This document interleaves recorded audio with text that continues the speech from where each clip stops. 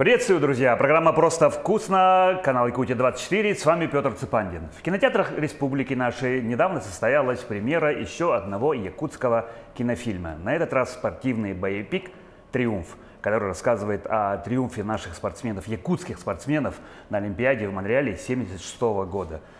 В фильме сыграли как и профессиональные актеры, так и обычные люди, которые прошли кастинг. Так и случилось для сегодняшнего нашего героя Александра Кузьмина, который на самом деле прямого отношения к кино не имеет. Александр, приветствую. Он у нас работает заместителем председателя регионального отделения движения первых и еще какое-то отношение имеет к юнармии, юношескому патриотическому движению. Александр, приветствую.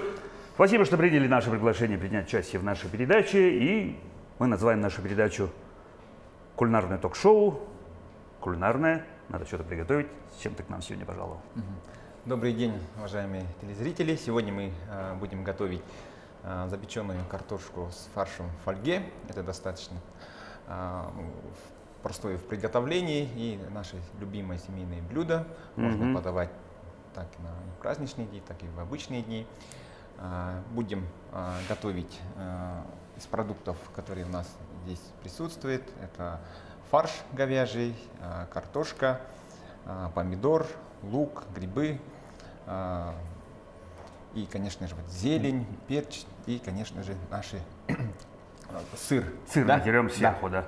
Ну, что-то типа такого, мне напоминает, это типа, что такое мясо по-французски, нет? Да, оно очень похоже на мясо по-французски, но здесь у нас... Потому что она уже там, да, там, если присутствует отбивная свинина, здесь у нас фарш говяжий. Наша говядина. Да, и можно еще и жеребятину попробовать, да? Да. Ну, то есть можно разные вариации, да. Да, с чего мы начинаем? Так, начнем мы, давайте мы сперва пожарим лук с грибочками. Грибочками. Да, пока мы подготовим, скажем так, начинку, да? Да, начинку, формочку подготовим для запекания. И отдадим все, соберем и отдадим в духовку. Да. Да, давай начинать. И да, сразу первый вопрос. Как же так случилось? Я знаю, что ты вот принес кубок, да? Да, практически это такое интересные биографические параллели происходит. Как ты попал в это кино? Так, ну, сказать случайно тоже будет неправильно, потому что, как говорят, случайности не случайны. Да, часто повторяется, кстати, в последнее время такое. В прошлом году моя землячка Екатерина Петровна Новикова, она работает в ДК имени Кулаковского, встретились в ДК, и она говорит мне: Александр, ты не замечал, что ты очень похож, да, на нашего земляка Николая Захарова-Сахача? Как раз идет кастинг, давай попробуй. Так. Я говорю, принял это как в шутку, и да потом что я, забылось, где я, забыли, потом встретились уже в феврале в рамках молодежного фестиваля Мосустар в Триумфе, и она тоже говорит: снова. Александр, давай. Как будто ее устами кто-то дает тебе информацию. Да, она говорит: давай, отправь мне фотографии, я как раз знаю кастинг режиссера, да. Давай я отправлю потом, чтобы она как-то ее успокоить. Уже отстала, грубо говоря. Как-то ее успокоить. Я отправил фотографии, и через несколько дней поступил звонок, и говорят о том, что мне надо подойти режиссеру Михаилу Лукачевскому, режиссеру фильма. И я как послушный, законопослушный человек. Да, позвали надо. Да, позвали, я пошел в Триумф, и там как раз в одном из кабинетов встретились с режиссером Михаилом Лукачевским. Да, познакомились, и там как раз еще присутствует тоже мой коллега по фильму Сарыл Кириллин, он играл роль японца. Да, он, кстати, в нашей передаче тоже будет, да, обязательно. И, пообщались, и первый вопрос Михаила: хочешь ли ты сниматься в кино? Вообще? Да. Так как я уже пришел, уже было поздно что-то там уже отказываться, я сказал, да, я хочу. И с краем удовольствием сказал, конечно. Да. Так. Поговорили. Я уже не помню, о чем мы там говорили, разговор был недолгим. И он говорит: Александр, если честно, ты очень похож. Но старый. Это факт. Да. По годам мы вроде как не подходим. Да. Так. Да. А потом, сказали, вам позвонят. Да. Если что. Если что, вам позвонят. Обычно же Да. всегда, когда идешь на кастинг, на какую работу устраивается, мы вам позвоним, это означает, что, ну, Да. грубо говоря, увы. Получилось ровно так. Ага. Да. Мне позвонили только через, скажем так, 2 недели. И то, ну, Когда ты уже да. подумал, что, ну, Я уже на дома некое сижу, и свидание. мне говорят: Александр, вы не расстраивайтесь, еще ищут кандидатуры. Ну, короче, я не подошел. Ну, хорошо, у меня своя основная работа, у меня, скажем так, я не профессиональный актер, я вообще человек из системы Не, ну даже образования. профессиональных актеров бывает, что очень много же есть ситуаций, когда, ну вот, мы привыкли ассоциировать того или иного героя с каким-то актером, да, а очень много актеров пробуются на эту роль и каким-то образом не проходят. Мы привыкли же видеть Д'Артаньяна Михаила Боярского, все думали, что там будет Абдулов, кто-то еще, ну, например, да. Но в твоем случае, да, ну, думаешь, ну, нет и нет. Да, и я работаю в школе, в то время я работаю в кадетской школе-интернат. У меня еще и общественная работа, детская, юношеская работа. Вот мы и коснулись всего, да, чем ты занимаешься, да, так. движение Юнармии, тоже общественно-государственные задачи по воспитанию детей. И опять звонок от тоже нашего кастинг-режиссера, и говорят: надо еще подойти режиссеру, вас уже 4 кандидатур, поэтому пришлось опять ехать в Триумф тот же. И, Как послушный человек, да. да. Приехали только 2, я и тоже мой земляк. Ну то есть остались Да, в конечном итоге 2. Да, остались мы с моим земляком, тоже парень из... И в конечном итоге выбрали тебя. Там был, был педагог актерского мастерства, по-моему, помощник режиссера из театра юного зрителя. Он дал нам несколько заданий, какие-то этюды там мы показали. Да. Попробовать сыграть. Перед ним. Потом он сказал: ну, давайте я не буду брать ответственность за столь важное решение. Михаил, как режиссер, давай сам выбирай. Мы тоже общались немножко, и потом сказали: давайте мы вам сообщим на следующей неделе. И все. И опять ждем, и на следующей неделе мне позвонила Татьяна, кастинг-директор фильма, и говорит: Александр, вас утвердили. Будем уже готовиться вплотную. Поэтому вот так. И до съемок еще за полгода, как раз на передаче «Эркёнёй» с Георгием Белоусовым я играл сестрой в этой передаче. И вот как раз Георгий сидит и так спрашивает: Александр, вас случайно не сравнивают Николаем Захаровым Сахача? Я говорю: ну то есть вот, визуально такое сходство, да, да, есть, и я говорю: да, как раз таки вот меня вот мои земляки, некоторые, да, мои знакомые как раз таки называют Сахачи. Да, но да, похож. когда на роль твердили уже, ты не подумал, что это что-то такое, знак судьбы, потому что я знаю, что ты сам борец, участвовал, и вот у тебя стоит кубок. Да, давайте покажем телезрителям, да, что ты, когда был школьником, выигрывал соревнования вот имени Сахача. Да. Я с детства увлекался спортом. Я знаю, что мой брат борьбой. был у тебя тренером. Роман Иванович Степанин, Да. мой тренер. В 1994 году я поступил в детскую юношескую спортивную школу имени Николая Захарова Сахача.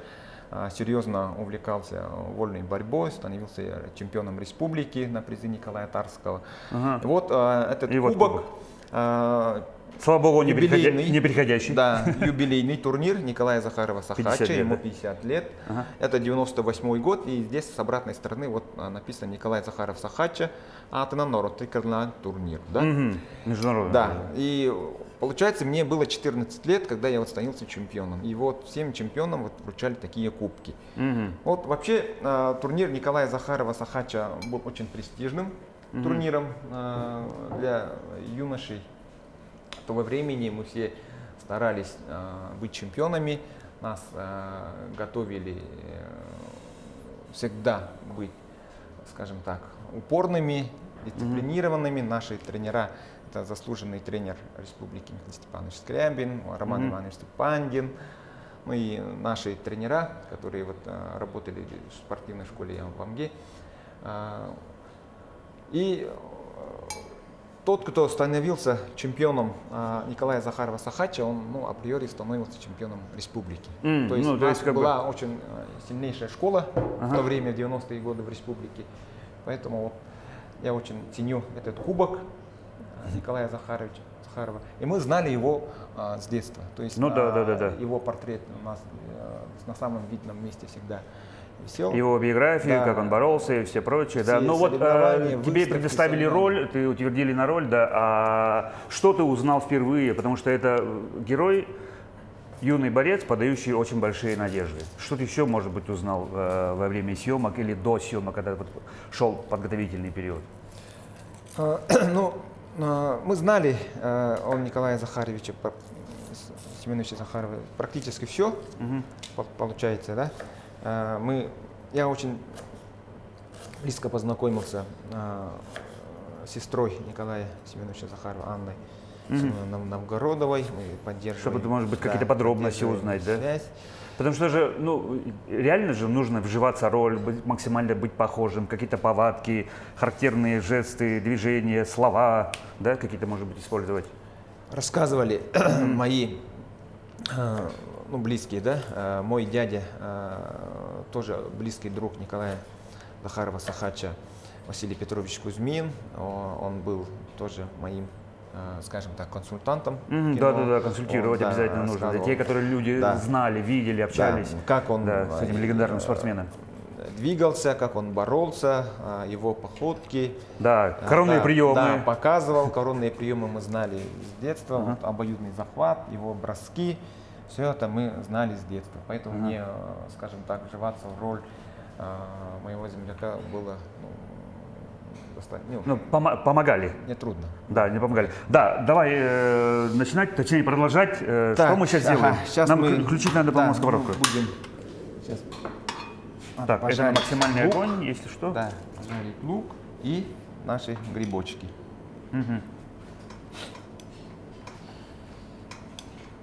В фильме показывают события 1976 года, ну, в основном, да, про Олимпиаду, подготовку к нему, да, а Сахача трагически погиб в 1969 году, то есть задолго до этого. Как думаешь, если вдруг, ну, то как бы он был бы жив к тому времени, как бы сложилась бы его спортивная карьера?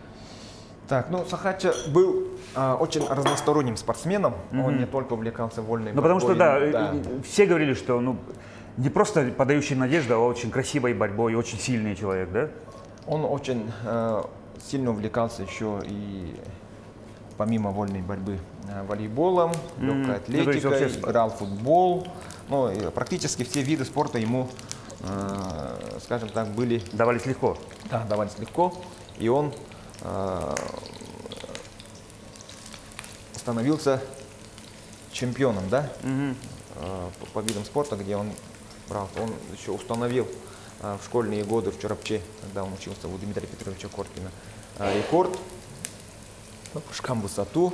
И говорят, этот рекорд еще никто не побил. До сих пор. Да, до сих пор. Он очень был силен. А вот тут лопаточка есть, по-моему.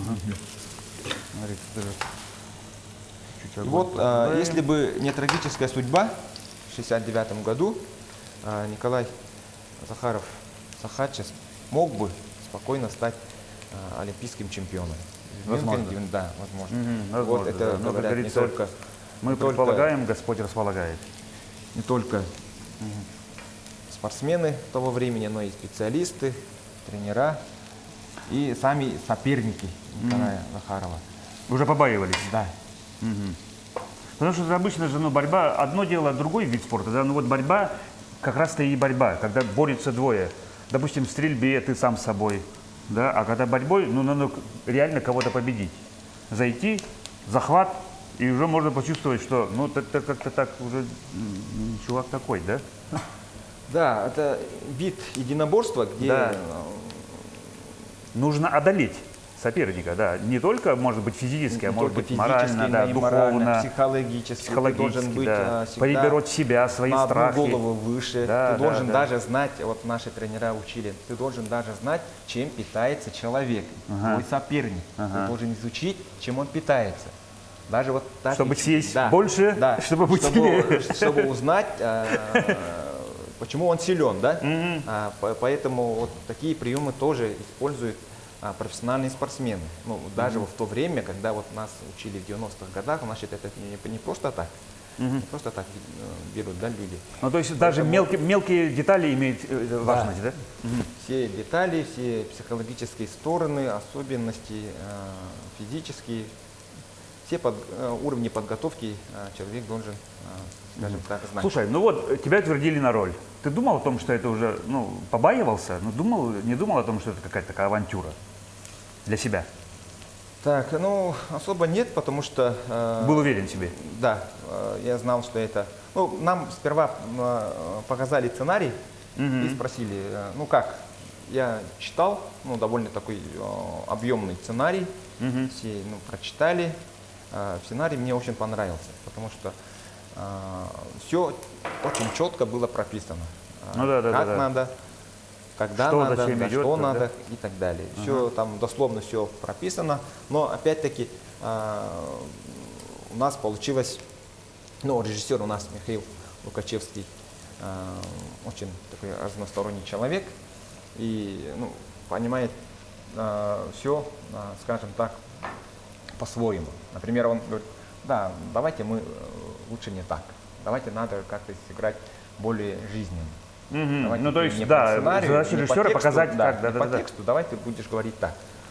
И приходилось, конечно же, сразу импровизировать на месте. импровизировать и изучить новые Когда начали слова, съемки, действия. как долго шли, и ну, как ты находил вообще свободное время? Так, свободных времени до моего отпуска практически не было, Да. потому что у нас Ну, получается... насколько я знаю, съемки же проходили в Улусах. Съемки у нас, да, подготовительный этап сперва у нас март-апрель у нас проводились здесь в Якутске. Так, что там было? Трюм. Актерское мастерство. Да? Актерское мастерство 3 раза в неделю. Так. Это где-то 1,5 часа. И у нас получается занятие Давай, помешай. по спортивной борьбе. То есть ну, вольная то есть борьба. У меня... Коих в фильме достаточно много. Да, у меня был соперник, скажем так, по ковру, партнер – это актер, который сыграл спортсмена Соединенных Штатов Америки, это Ллойд Кизер. Кизер, да, это был студент медицинского института Северо-Восточного федерального. Борец. Да, борец. То есть вы в спарринге вставали, да? Да, мы с ним на спарринге вставали, он был, скажем так, очень таким жилистым парнем. Ну, то есть вот тут и пригодилось то, что ты борьбой занимался. Да. И я учил его, как бороться. То есть, Ты его учил? Да. Он не борец, я профессионально занимался вольной борьбой с детства, поэтому приходилось его учить азам. Что как делать, да? Да. Так, смотри, мне кажется, вот это все уже подготовилось. Нам не обязательно же его до полной готовности доводить, потому что она дойдет и там. Мы сейчас должны Сейчас я предлагаю вот это нашу выключить. формочку. Ага, и уже потихоньку собираем, да? Да. Хорошо, да, потому что мы можем не успеть. Так, у нас есть форма. Так, что мы делаем? Берем фольгу Да. и вот так закладываем, да? Да. Берем фольгу, потом вот так готовим. В домашних условиях можно любое блюдце, 2 слоя фольги и как раз таки в форме Ну, то, которое блюдца подходит для можно, духовки. да, Ну, у нас и всё. специальную форму подготовил Семен, которого, к сожалению, сегодня с нами нету. Но зато он все нам подготовил. Так. Ты вообще как сам с готовкой? На ты, на вы? Ну, я, скажем так, со студенческих времен, мы жили все в общагах, в общежитиях, и тоже готовились, сами готовить. Учились? Да, учились готовить. Методом друг проб и у ошибок? друга, да, друг у друга. Мои однокурсники тоже очень неплохо готовили. И мы готовили сами, да. В то время мы начали готовить плов. Мой однокурсник с Алёкминского УЛУСа очень Непростое блюдо, да. между прочим. Если начали на то пошло. готовить. И вот с студенческих времен я, скажем так, если есть свободное время, желание, конечно же, Ага. начали готовить. Да, И но вот- ты упомянул, что это одно из любимых ваших семейных блюд. Да, это наше семейное любимое блюдо. Ага. Достаточно, но, скажем так, простое в изготовлении, приготовлении. И вот мы, как спортсмены, да, и народ Саха очень любим мясо. То есть Да. фарш. Мясо может наше быть, всё. Там и говяжий может быть. Что бы там ни и говорили, но без мяса мы Да. не видим жизни. Это жеребятина нормально. может быть, Да. любимая семенами. Да, давай закладывай. Так, сперва мы Кладем вкладываем, картошку. да, Кладем картошку. Картошку. Масло, ничего не надо, просто кладем. Слоями, да? да. Так. И следующий этап. Что мы кладем? Так. Какой слой? Поперчим. Поперчим, посолим. Да. Давай. Так. О, немного? Нормально? Так, немножко перца. Угу. Перца. Черного, пушистого. И уже мы приступаем К мясу. да, к второму этапу. Так, Мясо это фарш, да? фарш. Мгм.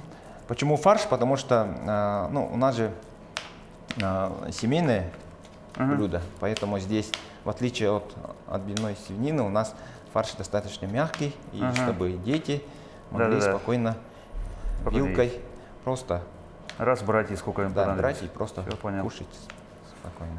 Так, мы это сейчас тоже аккуратно Сверху слоем Да. накладываем. вторым слоем здесь так аккуратно ложим. Дыркс. Так. И следующий слой. Что у нас будет? Следующий слой у нас будет майонез. Майонез. Так. Держи. Ложечку.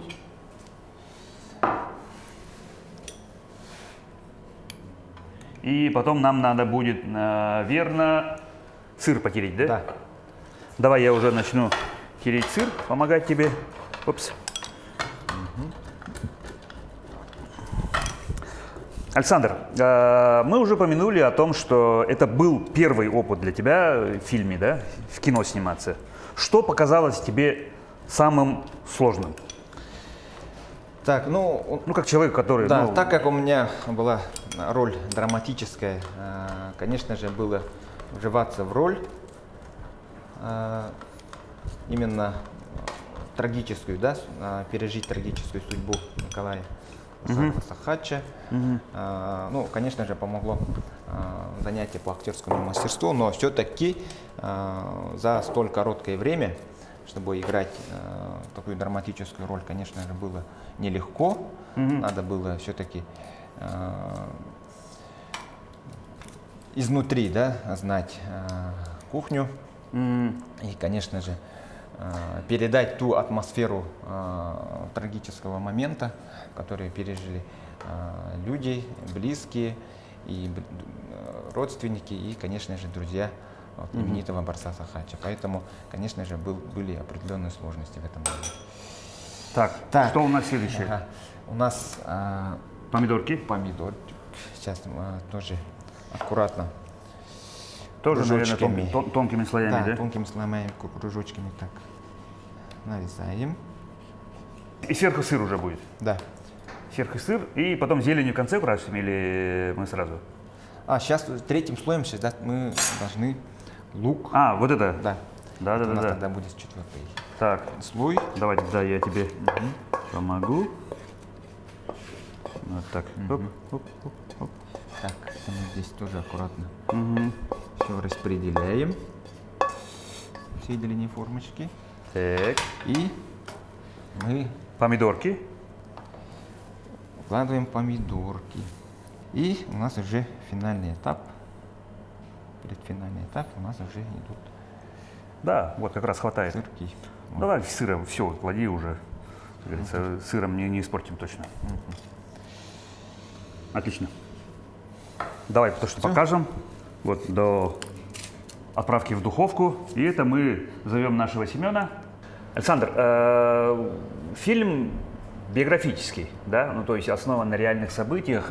Учитывая этот факт, были ли во время съемок какие-нибудь такие, может быть, мистические моменты, что-то такое необычное? Так, ну, такого необычного мы не почувствовали, но все-таки игра и съемки, они проходили на месте, на речке, которая произошла трагедия. Мы провели обряд Алгыс, попросили духов, чтобы у нас Благоволили. да, фильм у нас снималось, скажем так, легко. Да. Но я сам, когда играл в то время, было очень сильное волнение. Я думал вообще, что я очень хорошо плаваю на самом-то деле. Думал? Да, Ключевое слово. Да, думал. И когда вот я только погружался в воду, меня охватывало, скажем так, некое волнение. И вообще я вот даже 5 секунд не мог находиться под водой. То есть я сразу начал задыхаться и все время, да, говорил режиссеру: стоп, давайте мне еще чутка времени, чтобы я отдышался. Да, я не мог вообще нырнуть на 5 секунд и задержать дыхание. А по сценарию мне приходилось какое-то время проплыть под водой, да? Хотя бы как минимум 2 раза надо было нырнуть и задержать дыхание. Поэтому вот было волнение, конечно. Оценивал, что произошло потом уже, да, по прошествии? Ну, конечно, и все-таки потом, когда съемки закончились, я поблагодарил, скажем так, место, где это случилось, и все у нас... Что все прошло гладко. Да, все прошло хорошо, гладко. Фильм «Триумф» о патриотизме, к любви, к родной своей республике, к своей родине, да, и вот перекликается, да, то, что ты чем занимаешься, «Движение первых». Расскажи немножко, пожалуйста, про свою работу. Ну, «Движение первых» – это общероссийское общественно-государственное движение детей и молодежи, которое создано в 2022 году при поддержке президента Российской Федерации. Здесь у нас молодежь занимается именно, скажем так, патриотическим воспитанием. Да? У нас есть 12 направлений движения первых. Абсолютно все направления дополнительного образования, воспитания. Там и спорт, там и творчество, там и труд, там и волонтерство, добровольчество, предпринимательство. Все есть. Поэтому... Мне показалось, когда я узнал об этом движении, что это где-то что-то напоминает пионерию. Немножко. Да, есть такое, да? Есть. Но не в том смысле, что идеи совпадают, а именно движение – это такое всеобъемлющее, всю молодежь собрать, которая, по большому счету, сейчас из-за избытка информации, из-за избытка волеизъявления, может быть, немножко разрозненно, а тут раз и всех вместе собрать. Так? Ну, «Движение первых», да, создано целью объединить все детские, молодежные, общественные, государственные движения в России, чтобы все дети были равные по своему возможности. Да, кто активен, кто хочет что-то делать, быть вместе и вот помогать этому движению. Да, да, и возрастная категория у нас от 6 лет дети могут вступать в это движение, регистрируются на сайте будьдвижение.рф и до 25 лет. То есть здесь могут быть и студенты. Ну, то есть получается комсомол и пионерия. Да, практически. Высшие учебные заведения, студенты, среднее профессиональное образование. Здесь участвуют у нас еще и взрослые. То есть 2 категории участия. Это участники обучающиеся и участники-наставники. То есть вы, как взрослые, тоже можете зарегистрироваться как участник-наставник и тоже принимать активное участие в движении первых.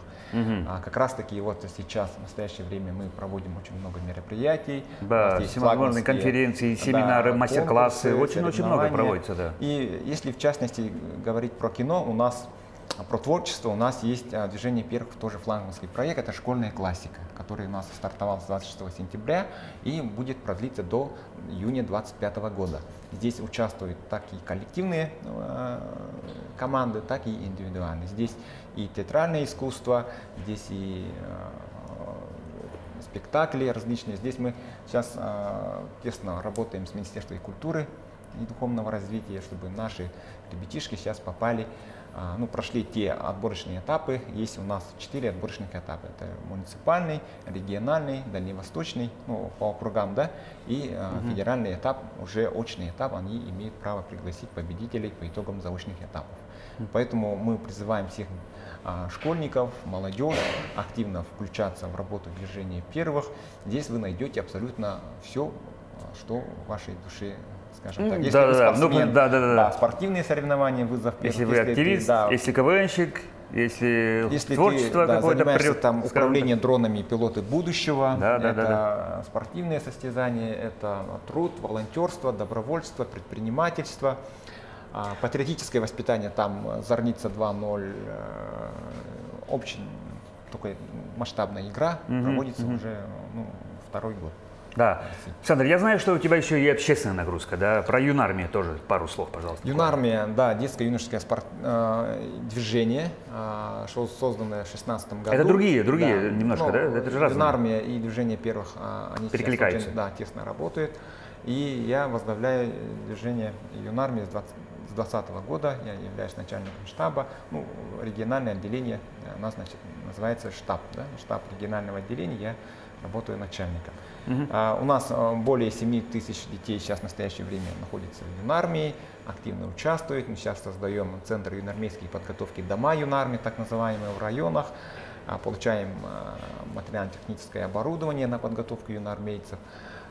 Конечно же, отличительная черта юнармейцев – это хорошая физическая форма и преданность своему отечеству, своей родине. Опять же, перекликается с движением бойскаутов, скаутов. Да, здесь Что-то основная такое. задача юнармии – это воспитание здоровых, патриотически настроенных граждан Российской Федерации. Тоже дети с 8 до 18 лет. То есть какие-то походы, наверное, да, организовываете, да, выезд на патриотическое природу. направление, различные соревнования, конкурсы, но здесь основной упор – это на тоже воспитание личности, патриотизм. а не готовить, скажем так, будущих защитников Родины, маршировать, разбирать автоматы. Здесь у нас и творчество есть, и интеллектуальное направление. Наши юнармейцы участвуют во всех ключевых мероприятиях, проводимых по линии главного штаба, Министерства просвещения, Министерства обороны. Как-то общероссийские мероприятия наверняка есть, да? Ежегодно выезжает на всероссийские конкурсы, соревнования и занимает хорошие призовые места. На самом деле. Да, ты упомянул, что уже 7 тысяч человек, да? 7 тысяч детей уже занимается. Я так думаю, что количество их растет уже. Да, количество у нас ежегодно растет. У нас есть местные отделения в районах, юнармейские отряды у нас во всех, скажем так, районах и создаются в образовательных организациях, в школах, где есть возможность заниматься. То есть у нас есть педагоги, руководители юнармейских отрядов. И они занимаются вот. Я сам смотрю, ты в спортивной форме, так как, и спортсмен. Вот я боюсь спросить, очень много нагрузки, работаешь, общественная нагрузка, в кино снимаешь, еще что-то делаешь, как вообще отдыхаешь? Стараюсь отдыхать. Стараюсь отдыхать, да, выходные стараемся уделить внимание, конечно, семье, детям, и стараемся, да. Какой вид отдыха больше нравится? Отдых на природе лучше, да. Поездка, с семьей, выход на природу. Стараемся находить новые места, локации и, конечно, проводить. Семья большая? Семья большая. Многодетная? Да. Да? Здорово. Какое твое ожидание, и как ты думаешь, воспримет зритель, да, учитывая то, что фильм не только про спортивный, да, а еще и про патриотизм, про любовь и все прочее, особенно молодежь, нынешнее современное поколение, как они воспримут вообще фильм? Фильм, я надеюсь, получится, скажем так, очень таким интересным, потому что впервые снимается о том, как наши земляки, именитые спортсмены, олимпийцы достигли таких больших результатов. И там и их тренер, и их путь, который они проделали, конечно, мы смотрим впервые. И Николай Захаров-Сахача, тоже о нем снимали тоже несколько фильмов, но не снимали именно те моменты, которые показаны, показаны в этом фильме. Да, трагические моменты, как он погружается и так далее. Поэтому фильм, наверное, ожидают очень многое количество наших земляков, и мы надеемся, что молодежь воспримет этот фильм с точки мотивации до пика Олимпиады в советское время. Ну что, скажем так, да, надо пожелать успеха фильму, чтобы действительно, как вы и снимали, все прошло гладко, да? И успехов. Да, надо пожелать. Итак, нам принесли наше готовое блюдо. Что нам надо сделать? Давайте мы. Да, Окей. давайте тарелки. Давай, Александр. Сервируем. Да, нам надо было немножко там зелень Так, подрезать. ложечку. Так, ложкой. Держи. Ага. Так, аккуратно. Так. Чуть-чуть прилипло, да? А, ну это нормально, да. Сыр впитался.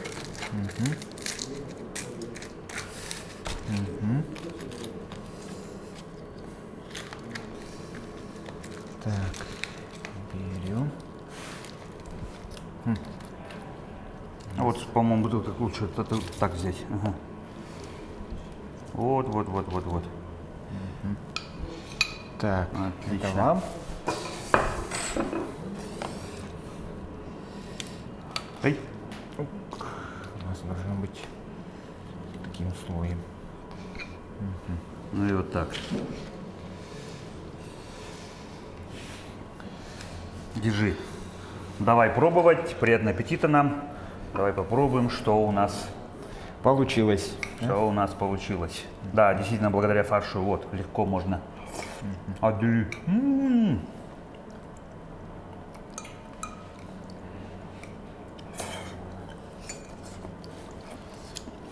Классно. Действительно, да. Очень вкусно. Не могу не сказать, что ты не умеешь готовить. Все отлично. Александр, спасибо большое. А я Петр Цепанин, друзья. На этом с вами потихоньку прощаемся. Будьте здоровы и ешьте всегда. Просто вкусно, как мы тут часто говорим. Будьте здоровы, друзья.